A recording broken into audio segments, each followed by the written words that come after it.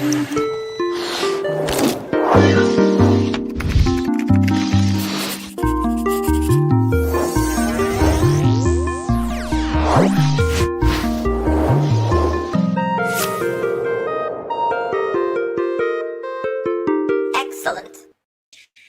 what's up, everybody? Welcome back to another 3D Hangouts. My name is Noel Ruiz. I'm a designer here at Adafruit. Joining me every week is your brother Pedro. Hello. Good morning, everybody. Pedro's Creative Tech here at Adafruit, and every week we're here to share 3D printed projects featuring electronics from Adafruit. That is right. This is the show where we combine 3D printing and DIY electronics to make inspirational projects.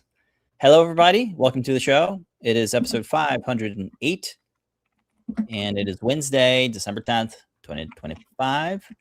We are hanging out in the Adafruit Discord. If you'd like to join us, you can go to the URL at discord.gg/Adafruit. We have a link up there in the purple bar, and that's where you can ask questions, greetings, gifs, gifs, memes, all that and more.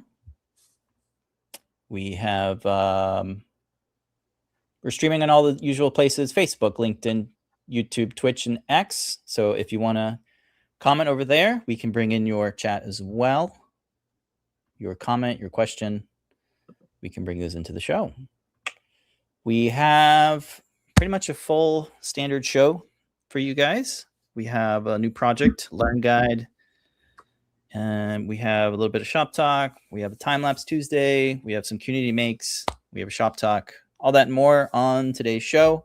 Let's go ahead and jump into coupons and freebies. Freebies this week, starting off with orders of $99 or more. Folks will get a free PCB coaster with the golden Adafruit logo.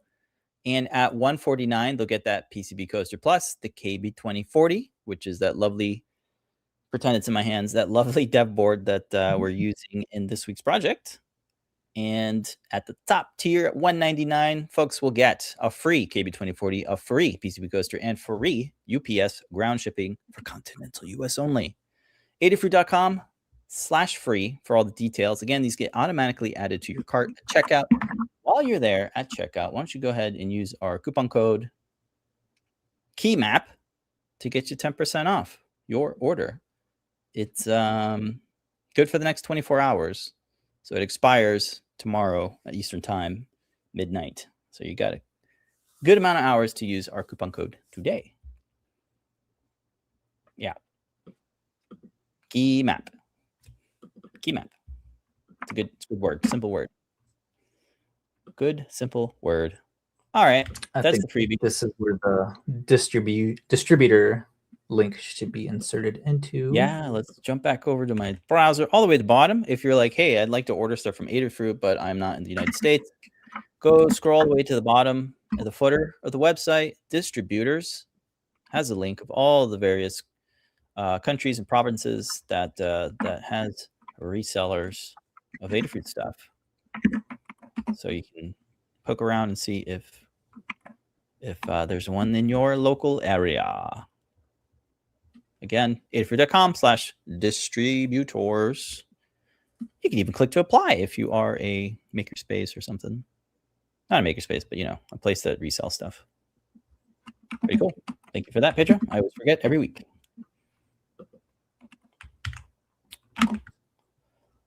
Back over to Discord.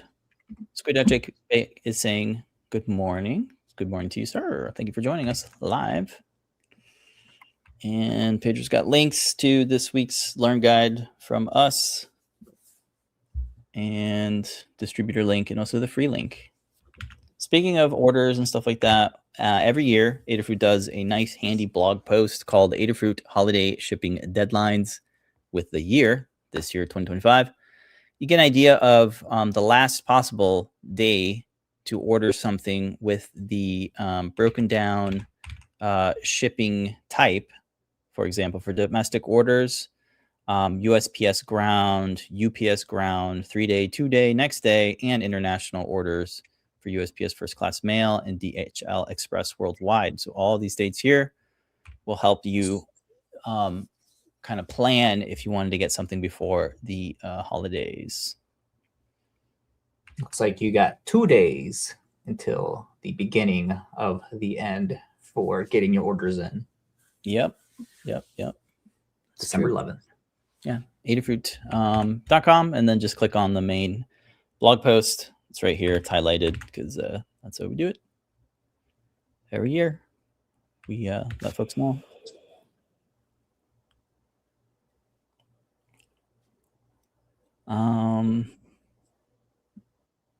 Or you can go to adafruit.com/holiday,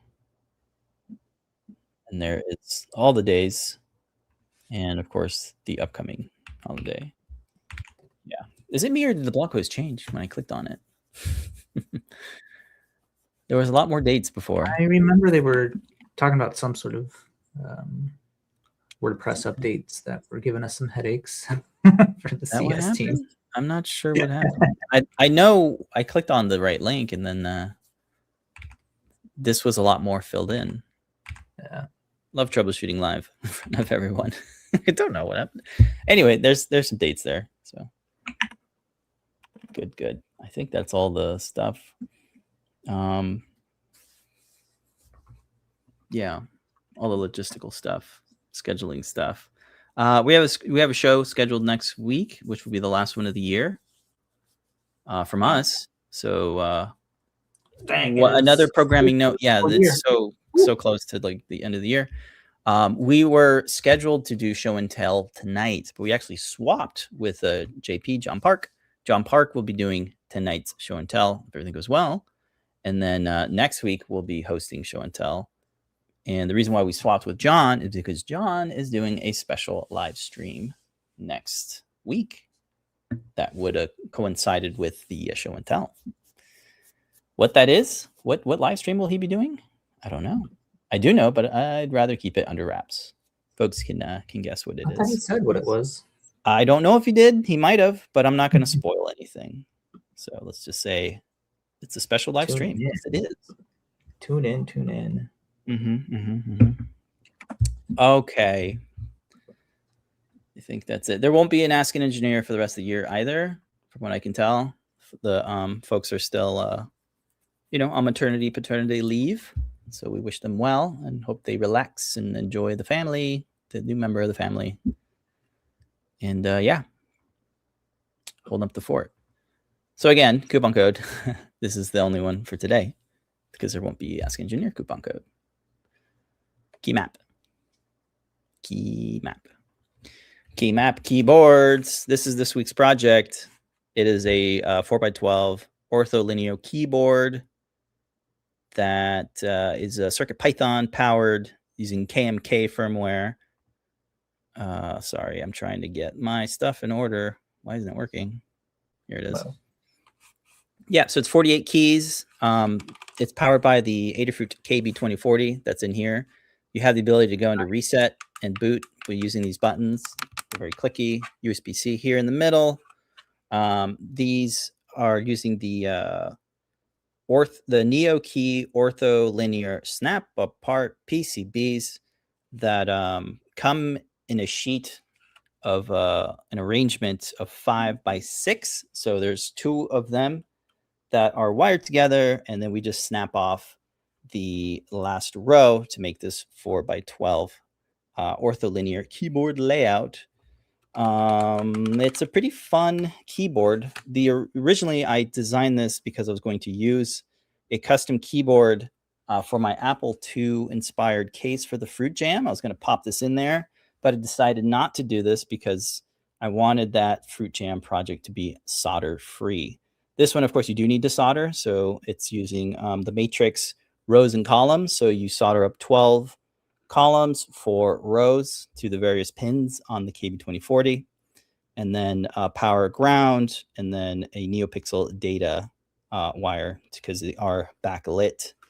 We're using POG, P-O-G, which is this desktop application that makes key mapping a no-code solution. It installs the KMK firmware onto your CircuitPython drive, which is the KB2040, and it makes it really easy to make custom macro keys, media control keys, and also layers, so you can quickly do layers without any like complex code, because the KMK firmware handles that for you. So let's go ahead and go to Adafruit Learning System. You'll see our Learn Guide is new. Pedro is also going to pop in a link. Yeah, so here's a quick look at KMK. Really nice piece of software. It's open source, and huge shout out to Tim C, Foamy guy on Adafruit team. He was tasked to look into the bug that I talked about last week. It wasn't a bug. It was more that the compatibility issue. CircuitPython 10 wasn't currently working with the POG software. Tim investigated and did a PR, and the developer of POG brought it in and cut a new release of the POG software. So it is now CircuitPython 10 compatible. So huge shout out to, of course, Tim and the fellow who, Jan, is the developer of this software. Really cool. And yeah, that's very, very cool. So I'm happy that we were able to collectively bring this to the CircuitPython 10, because that's like kind of where we want all of our projects to be on CircuitPython 10. So Learn Guide, it covers the assembly, the wiring, and the software setup for the KB2040, and the wiring of the two 5x6 Ortho snap-apart PCBs. Unfortunately, they're out of stock. They were in stock just a little bit ago, but you can sign up to get notified when they're back in stock. Yeah, these are great because it's a interesting way to create a custom keyboard layout without having to do too much soldering, because it handles the diodes. It has the reverse NeoPixels on it, and they're all daisy chained in a serpentine mode. So you can do some animations and things with the NeoPixels. And of course, it's really nice.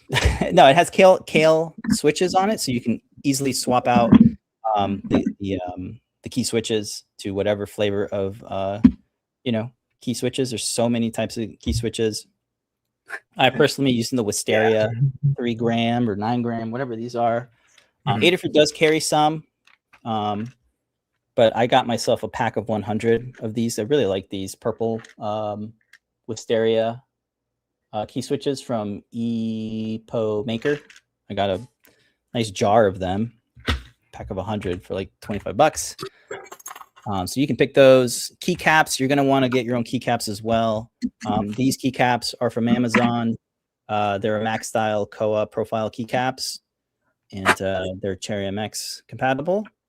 And the kit comes with 138. So I figured I'd link those. Adafruit does carry some key switches, but they're all blanks. They don't have any letters, and you ideally want to have some letters on yours. So you can find a good reseller of keycaps in your style, as long as they're MX compatible keycaps. They should work with MX compatible key switches.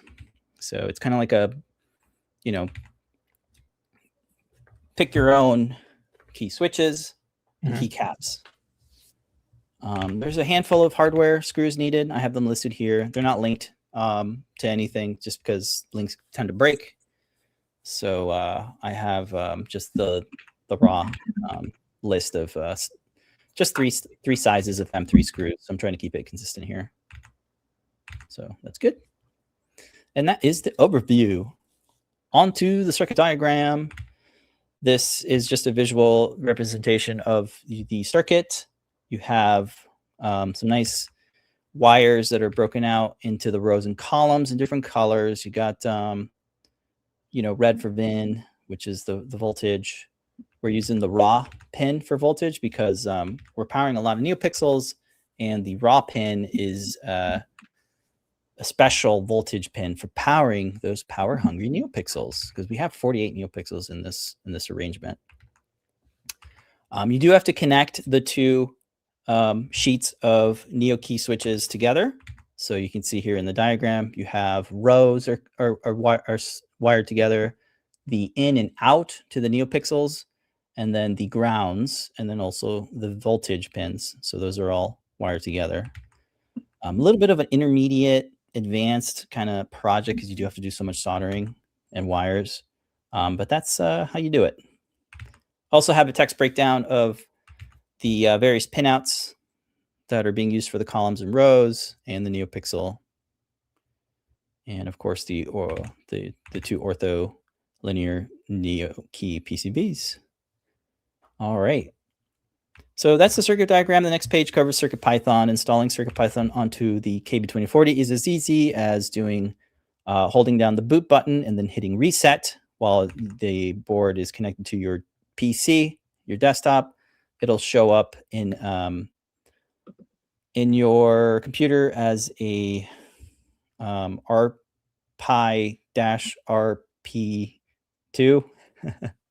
drive where you can drag and drop the CircuitPython UF2 file, which is the firmware, and it'll automatically install CircuitPython. So that's what the page covers. After that, I got some CAD files available for folks. So I have 3MF files of all the parts. I have a step file for folks that want a more open format, and then also the Autodesk Fusion format that has all the original sketches, timeline, parametric timeline, and models of the KB2040 and the NeoKey PCBs. Let's see. It is fairly large. It just fit my bed on my Bamboo Labs X1C, which has a build volume of 256 squared. So the biggest part long-wise is 244, which is just within the range. And then for the Y, it's like not too big. It's 92 by 15 on the Z, so it's not too tall. Yeah. If you would like a 3D model of the KB2040 or the NeoKey switches, we have a GitHub repo with all the various models of Adafruit boards. Yeah. No supports required for anything. I tend to keep reusing a PCB holder for the KB2040. This is a really nice little holder. It makes it easy to install a KB2040 because it has no mounting holes. So this gives it 2 mounting holes sized M3 screws, just 2 little mounting tabs. It's flexible, so you're able to like flex it open so it grips onto the edges of the PCB. And it gives you enough clearance for soldered wires as well. So I tend to kind of reuse that over and over again, kind of like my Cutie Pie or our Cutie Pie holder. Same kind of deal, but just sized for the KB2040. Beautiful. Which is really a Arduino Pro Micro, Arduino Pro Micro footprint. So you could fit one of those too if you wanted to use that. So that's the CAD page. Yeah. After that, I'll talk about the wiring assembly real quick. You do want to be careful when snapping the PCBs. It comes with this 2 railing, the top and bottom rails that kind of keep it nice and neat. You'll want to sand those edges down to create the layout, the 4x6 layout. You create 2 of those, wire them up, and then I break down the rows and columns with these little highlights in the images here. And then after everything is wired, we do a nice snap fit of the KB2040 into the 3D printed holder. I have a dedicated mount for the NeoKey PCBs that has various mounting holes and little built-in standoffs. So we get that all nice and assembled. And then we add it to the bottom cover using more screws. And then I have a custom key plate where you want to press fit in the keys, the mechanical key switches into the key plate, and then add it to the KL sockets on the NeoKey PCBs. And then you get to decide how you want your layout to be. So use your own layout. I tend to stick with QWERTY because that's how I grew up and that's what I learned. But there's all sorts of other ones like Dvorak and Coleman and other ones. But yeah, after your keycaps are installed, you can install the top cover with the snap fit, just pressing it in. And then of course, if you ever want to change the CircuitPython, you can go into bootloader using the bottom reset buttons. And that's pretty much it for the assembly. So this is a weird project in terms of like, normally you want to set up the software first, right? You want to install the code, you want to install the libraries onto your dev board. But for this one, you kind of need the NeoKeys and the key switches all assembled, because that's how the software works, is like you actually have to press the buttons to start the EMAP. So it's a little weird for me to be like, whoa, this feels out of order. No, this is actually correct. I do want the software to come after the assembly. So, you know, after your CircuitPython is installed, because that's the order we set up the guide, now you can install the latest version of the POG software. So it's a download. You'll want to pick your operating system. It's for Windows, Linux, and Macintosh. If you're using a Mac, you have to open your settings app, go to privacy and security settings, scroll down to locate the security, and you'll want to click open anyway to allow the POG app to open, because it doesn't have that app store, you know, certificate stuff. So you have to like be a little extra on allowing this app to open. It's not malicious or anything. It's just, you know, just doesn't have that extra Apple App Store certificate thing. So I thought I'd bring that up because I forgot that you had to do it. And I was like, why isn't this opening? Like, oh yeah. So the software is really friendly. You open it up and it's like, what do you want to do? I want to set up a new keyboard. You could also add an existing keyboard, which I was able to do on a separate computer, and it was able to bring in the JSON stuff. But anyway, you click a new keyboard because we're setting up a new one. Your CircuitPy drive should already be plugged in, and it should already be showing up as CircuitPy. So you select that, and then you'd want to do a manual setup because we're going to install KMK. So the software will actually pull the latest version of KMK from the GitHub repo. And it does this really nice graphical, like step-by-step with a visual representation of where you are in the step. So that's nice. So you can see step 1 is the firmware, step 2 is naming, step 3 is matrix, so on and so forth. So the guide just walks you through all the various steps. So I get KMK installed. It just downloads it straight to your CircuitPy drive because you selected it. You want to name it, you can name it whatever you like. I named mine 2040 KB2040, gave it some metadata. And then the matrix setup, you type in what layout do you have here. We have a 12x4, 12 on the width, 4 on the height, which is columns are 12 and the rows are 4. It even gives you a nice little visual representation of these little squares in the arrangement that you have. And then here in the pins, this is where you want to just be thorough about the pins. Make sure that all the pins are correct, and you'll just type them in one by one into all the little text input areas. And then for the prefix, you just change that from whatever the default is to board, because it's that's how CircuitPython does their pin naming. And then the other important thing is to look at the diode direction. By default, I believe it's columns to row, but because we are using the Ortho linear NeoKey PCBs, they actually go in a row to column direction. So just make sure that is set. And then for microcontroller, you just pick other. It doesn't seem to care what microcontroller you have, but just click other in that sense to work. And then the next part is the key, the chord map setup. So this is where you want to actually follow the instructions on the desktop, on the app. And basically you click this button that says flash chord map finder to keyboard. And then you click in the text area, and then you'll want to actually press one by one each key, and it'll show up in the text area in an arrangement of digits. And as you do it, you're kind of mapping coordinate of the map.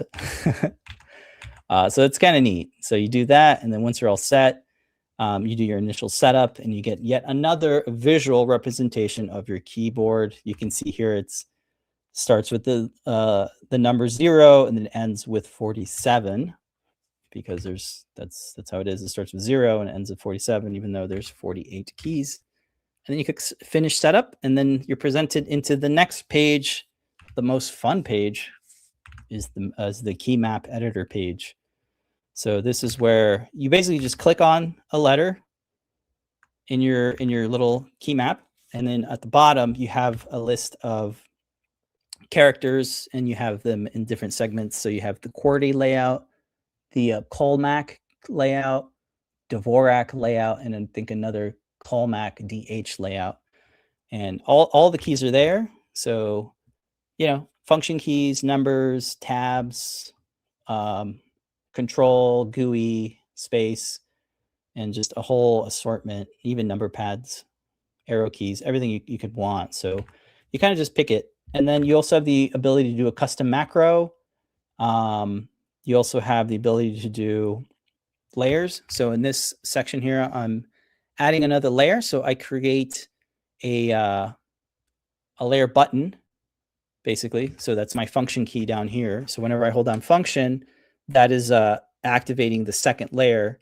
And then up here, I want these to be numbers going from 1 all the way to 0. So if I wanted to do a 1, I would hold down function and then click Q, and that'll give me the letter 1.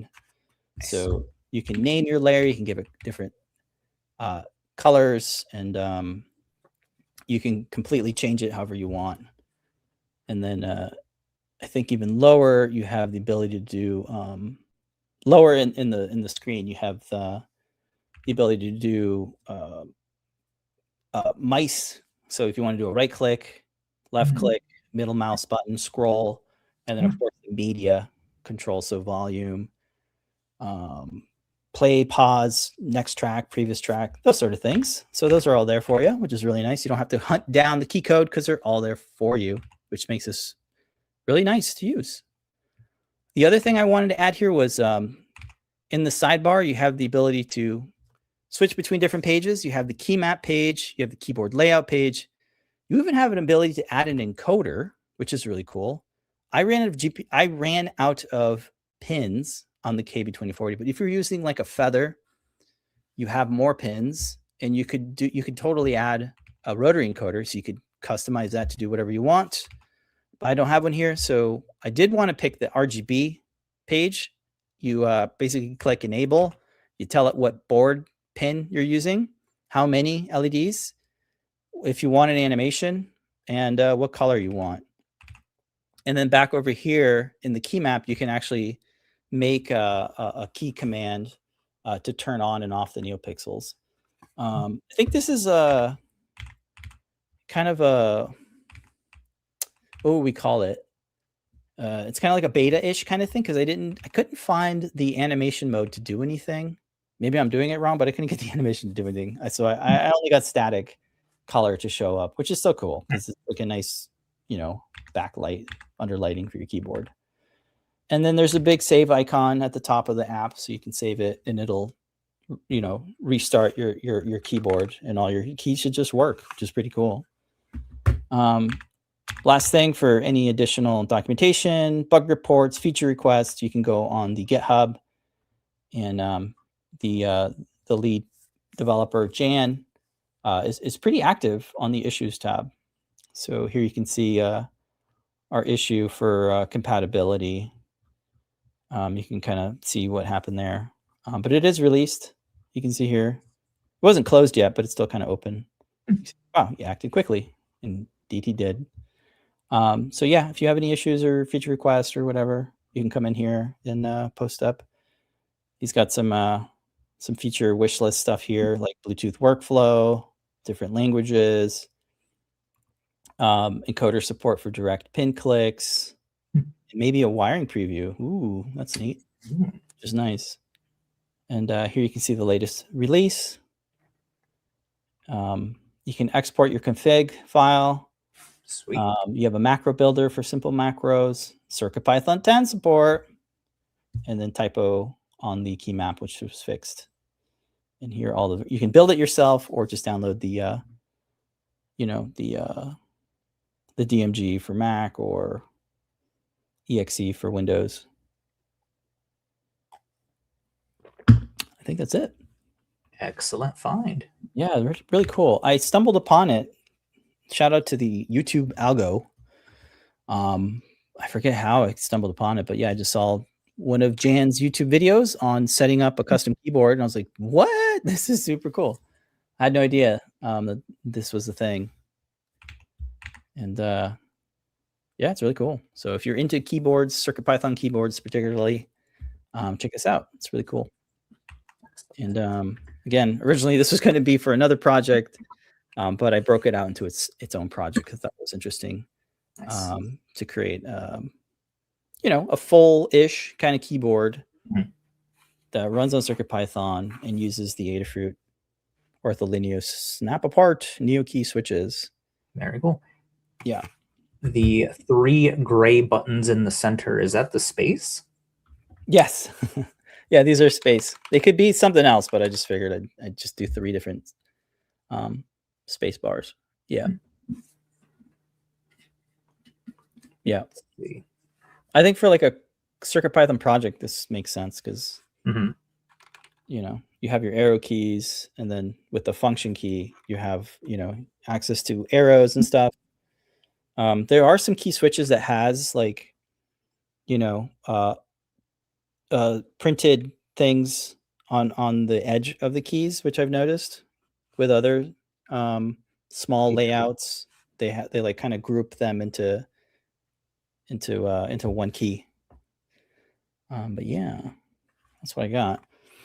Excellent. That is this week's project. And if you want to pick up any KB2040s, you can use our coupon code KEYMAP and get 10% off on all items that are in stock. Woo. Very good. All right. Let's see if anyone has any questions about this week's project. Yeah. We got. Shout out to Wester. Yeah. Squid saying that he is going to work on this as soon as he gets access to the printer and soldering gear. Oh, cool. Yeah, let me know how it goes. Yeah. Love to see what you come up with. Pretty simple design in terms of enclosure design. It's just a nice square, I could have added something else, I think, to elevate it, to maybe add like a wedge to give it like 10 degrees up or something, because I know the keyboard that I have here on my desk is this kind of got that similar thing where there's like another wedge here. Yeah, this is a little bit bigger layout, but if you're into ortho linear, definitely check it out. Or something. Yeah, you could add some feet. I always thought about adding a handle. A handle would be interesting. Oh, the handle could be the feet. That's the whole point of this. It's a good starting off point to add whatever craziness you want. Maybe you want to add an OLED. You can do that. KMK does support OLED, I believe. Maybe it doesn't, but that could be a thing to implement if you have the programming chops. Or you could use Claude to help you code up a nice OLED to go on the side, a rotary encoder, all sorts of fun stuff. Yeah, those are the 2 most common things we see over and over again: the OLED and the rotary. The OLED and the rotary, yeah. Mine has a rotary on it, which is cool. It does volume, but you can program it to do whatever. This actually isn't CircuitPython. This is, I think, KMK, which is more of a C code, C-based. Yeah. Yeah. Good. Always got to have a couple of new keyboard projects every year. That's right.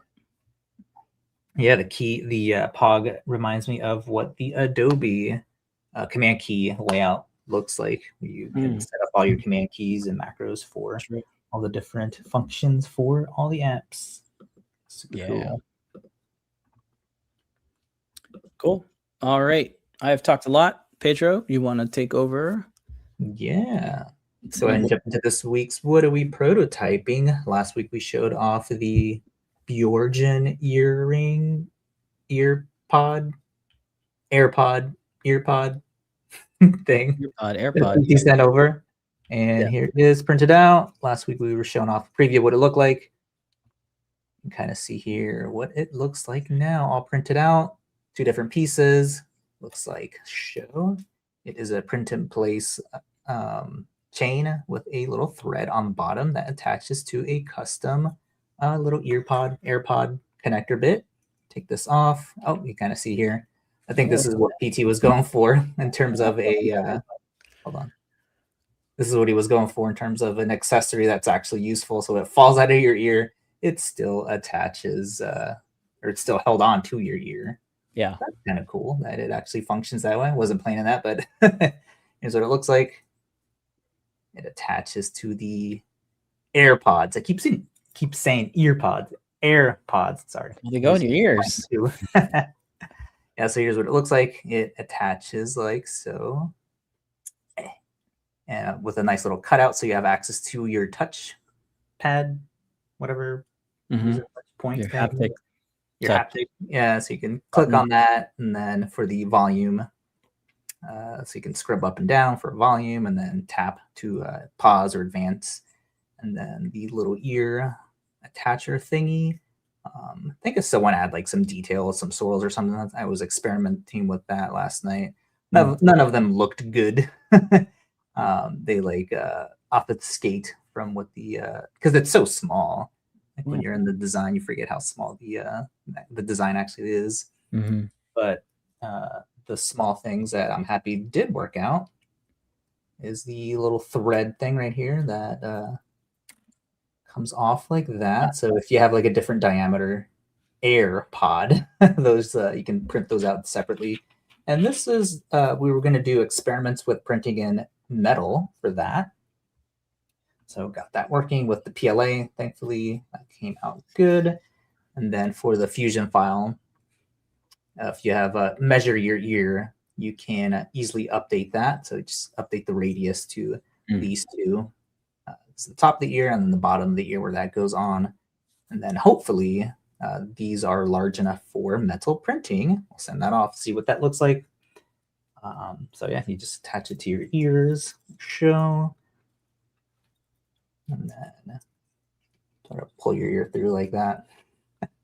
Oh, I just thought, question. Is there a mirrored version? Does it work with both ears? Or do you need a you need a mirrored version, one for left and right? This part right here. Mirror it in the slicer. Yeah. Yep, exactly. Just do probably the Z or the Y, whichever is loaded in. So yep, that is mirrored. If we go into you can see.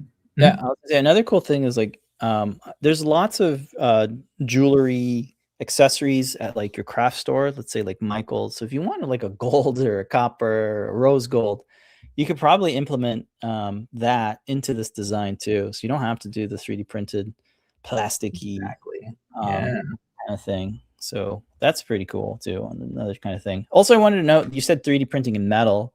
That would be done from a service like JLC PCB or PCB way. So you can have like one of those industrial services create this design, which we have never really tried. So that's a good try. Not in years, and not like this. Yeah. So we have here our layout for what that looks like for FDM printing. I don't think I have to do this for the services for the metal printing. Yeah, you could just give it to them. Be like, here you go. Yeah, since it is printed like in a powder, that acts as the supports. Yeah. So this is specifically laid out so that the flat part of this thread is aligned with the flat part of this guy here. So it all prints on the same layer when it starts off. And then I'm using the 0.12 layer height to get nice fine printing. And you can see here how the chains have like a tiny little fillet in there. I tried a bigger fillet, but it did not resolve and like broke apart when I tried taking the supports off. But you can see here how that is not touching to avoid it printing or fusing. So that is how that is going on. For scrolling the wrong way. So they're about 3 millimeters thick. Hopefully that's enough for size-wise for the metal printing. It's pretty thin in terms of PLA printing. You can kind of see here that is. Oh, it focuses. Yeah, it's pretty thin. Oh, sorry. Yeah. You want to try this one? That might be better. Yeah. Let's see here. There's enough room for it to have a nice amount of what is that called? I don't know. Movement, freedom, movement. Yeah, range of linkage. Yeah. You can see here the tiny little thread that goes in using the I forget the name or the number, the values. 3125, I believe, is the value inside of Fusion for the thread size count, whatever that is. Okay. That goes on the inside. And yeah, I'll try to do something else for this, like a swirl or something. I was trying to make it look like what the images come up, where it's like the little clip that attaches to the side of the ear, but it just doesn't look good. So maybe in the metal, like polished or something, it'll look cool. Looks okay. Now that I look at it on the screen, here's my desktop screen. Yeah, I think it looks okay like that. Looks kind of gaudy. So I'll go ahead and start filming this for release next week. Cool. I think it'll be like last. Actually, I'll ask PT if he thinks this chain length is enough. Yeah. Does he want a longer chain? Does he want a longer chain? Yeah. How like long? when it falls out of your ear, it's pretty long. Oh, there yeah. you should probably tighten this up too, or insert it properly. Yeah. Okay. Yeah. Kind of defeated the purpose. Yeah, it'd be interesting to see how different, if any, difference in the tolerances are for the metal. Yeah, I can make it a little bit more tighter. Yeah. What I was scared of is that if I made it too tight and I'm taking it off, that it would rip off the contact that it is used for charging. Right. Yeah. Yeah, I was afraid that it might. There it is.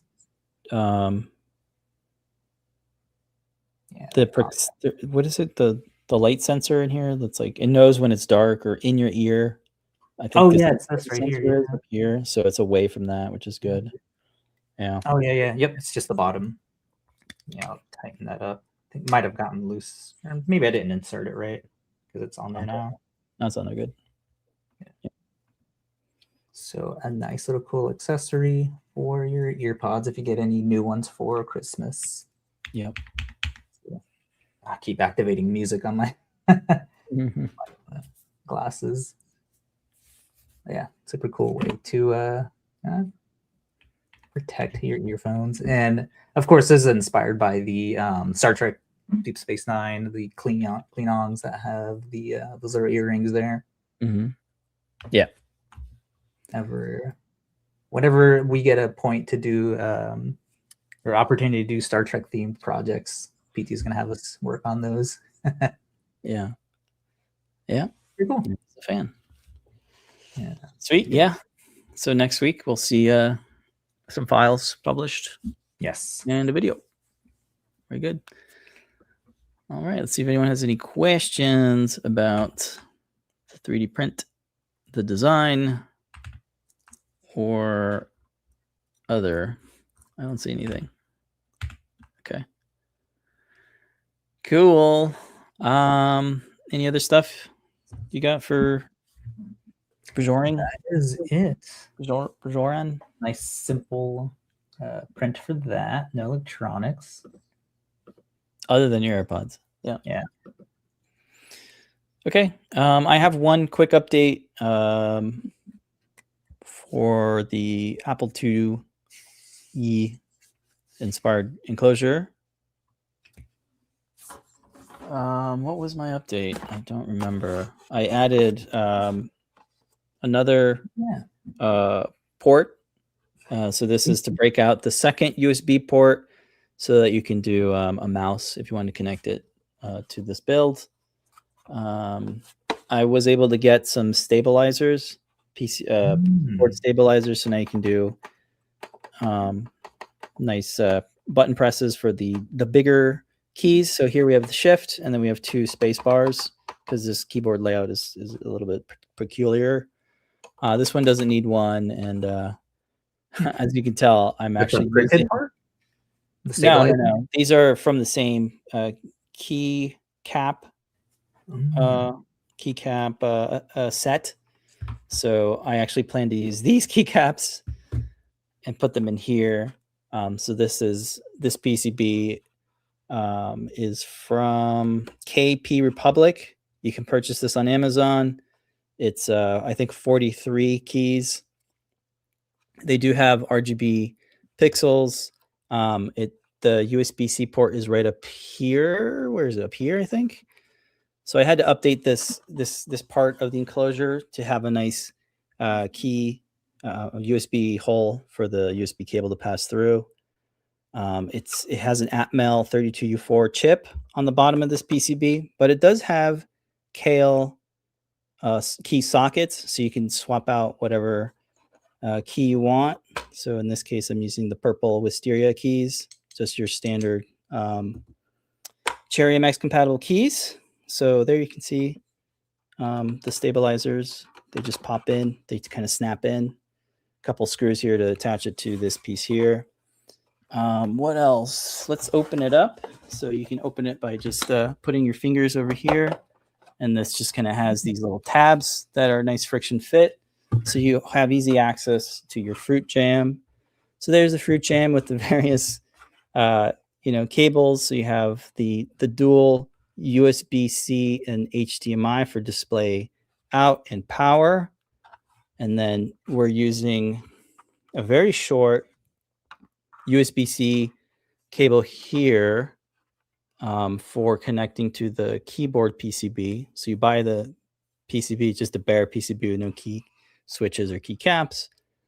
And then I have this snap-in USB A to USB A female here. The last thing I need to do is I'm designing a floppy drive, an Apple II disk floppy drive using this micro SD card to SD card.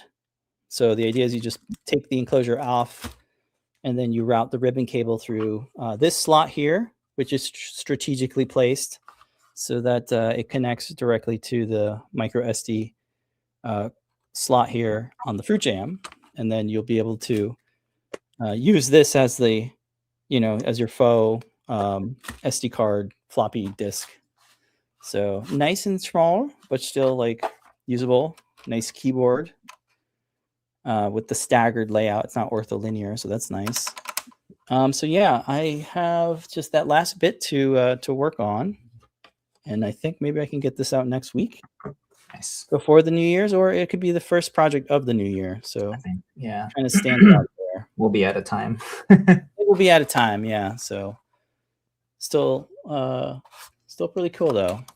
Fruit Jam is still very new, and it'll be fun to get this all put together with this display using the Apple II emulator. Stuff. So that'll be really cool. Display. Yeah, I also want to do some basic programming, even if it's just print hello world. So yeah, that's the Apple IIe updates. Yeah, and of course folks can add whatever they want. Like maybe they want to add an OLED here or something, rotary encoder. I do have this entire header pins or where is it? The header pins are available here. You also have stemma QT port right here. Or is that the speaker? Yeah, I didn't even think to put the speaker anywhere yet. Interesting. Yeah, I could probably just put the speaker right here where that's supposed to go, because I think the newer batch of mini oval speakers are now shorter. They have shorter cables, so I'm pretty limited on where I can put it. Again, the main goal for this, I don't want anything to be soldered. I want everything to be plug and play. So I'm trying to avoid any soldered extension cables and we have the Pico Molex extenders, so you can go that route. You don't have to solder? Yeah. Okay. Well, I like the idea of not having to print this thing over again for a speaker holder. Oh, so yeah. I might just no. I just meant like to stick it on the bottom somewhere. Yeah. Yeah, like on the bottom somewhere. Here somewhere. Yeah. Yeah, I'll take a look at that because I do have this area. It wouldn't be too problematic to reprint this because I already have reprinted it. And maybe the speaker makes sense to add here because there's already holes here. And just stick it on there or create a a little cavity for it on this, or the speaker, using that speaker. We can look it up real quick too. The Pico Molex extension cable. That's Maybe I didn't have it in stock, and that's why I had to solder one. Maybe that's what happened. Yeah. I think it's 100 millimeters long. Let's do a quick search. Pico Molex is the name of the cable. Maybe it's 2 words. Nope. Pico Blade. Pico Blade. We have a socket to plug. There Is it is. Yep. Is that right though? Isn't it? No, that is not right. No. It's different. It looks too big. Yeah. No, it's the right cable. It's just, plug to plug. We need plug to socket. Plug to socket, yeah. I do not think we have that.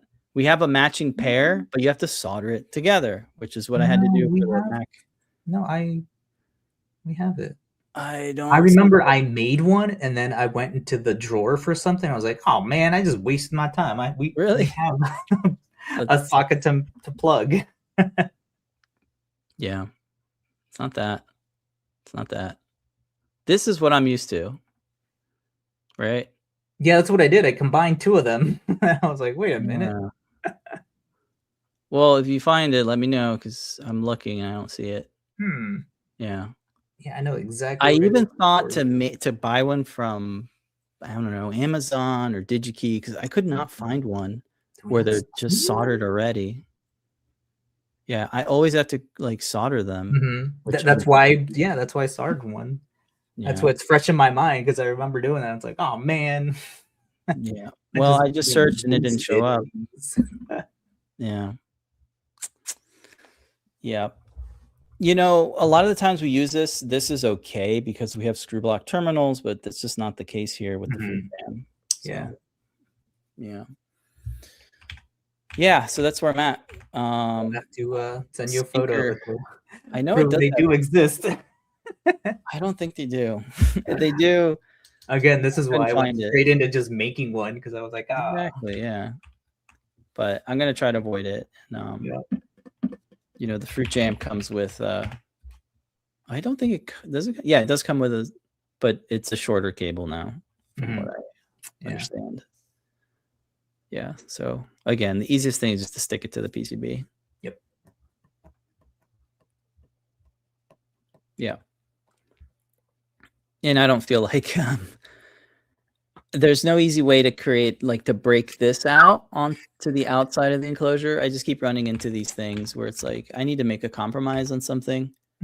I don't have access to the on-off switch either. Oh, I mean, you can just take cover off. Exactly. Yeah. That's why I'm like, well, look, you're just gonna have to take the cover off. Same thing with the reset and boot button. You're just gonna have to take the cover off. That's why it's easy to take the cover off. Big enough. So at least you make it easy to take the cover off, right? Yeah. Yeah. So yeah, I spent hours looking at the fruit jam and trying out different orientations inside the enclosure and thinking well, what's the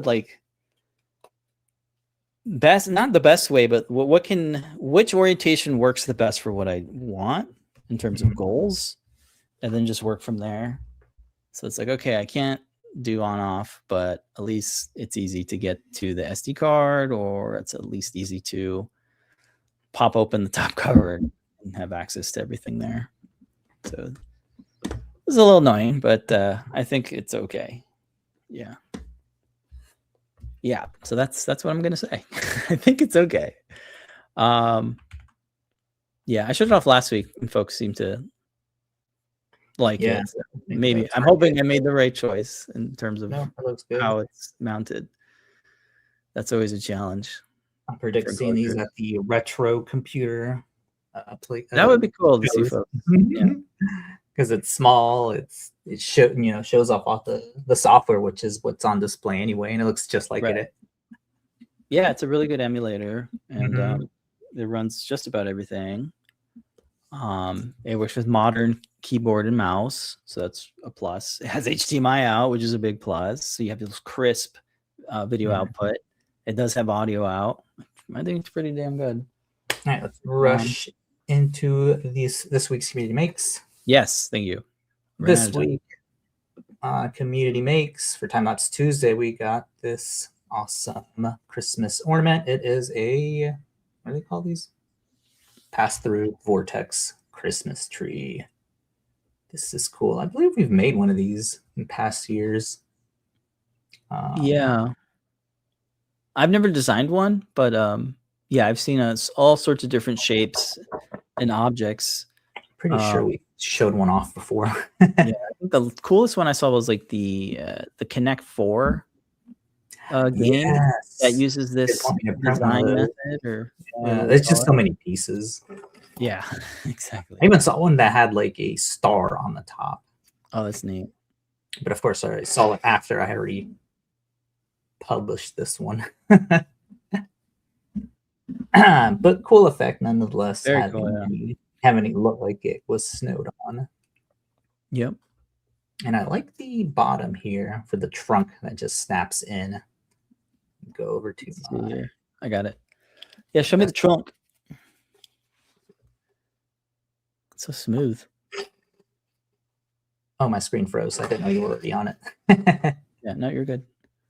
Yeah, here it is. Super smooth. Didn't have to do any filing or anything like that. The trunk snaps in. Of course, I won't be able to unsnap it now. It's a little ball joint that goes in.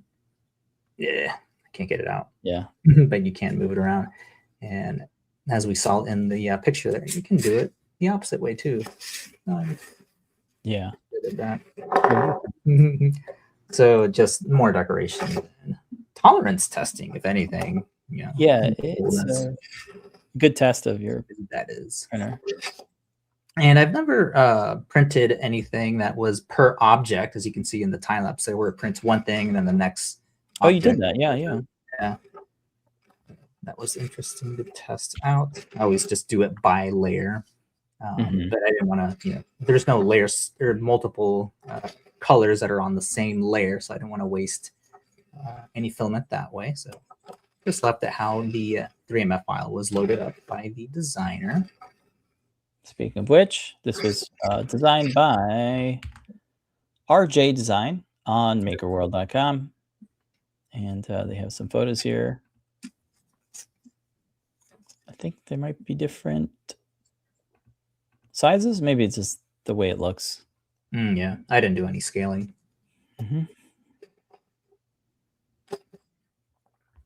There's some notes here about printing.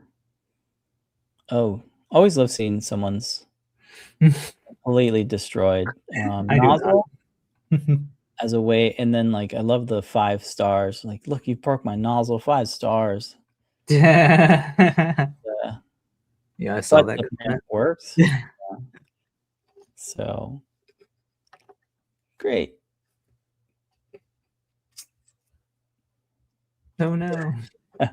Someone made a whole bunch of them. Yeah, it should match whatever Christmas scene you have. Yeah. Oh, I like that one. I'd like to make a big one. Like a nice big one. That should work. That'd be fun. Yeah. So plenty of makes from people in the community. It seems to be a popular one. And maybe I'll give it a shot too. I'm a little low on green, so I might avoid that. I don't know. Don't have to use green, but I don't know. It's like tree should be green. Yeah. So free download. Shout out to RJ Design for publishing this. Very cool. All right. Very fidgety. Very fidgety, yeah. Kids like it. And shout out to Squid.jpg saying that their GF got them a fruit jam for Christmas and it arrives tomorrow. Exciting. Excited to try the Mac emulator. Sweet. Yeah, it's a lot of fun.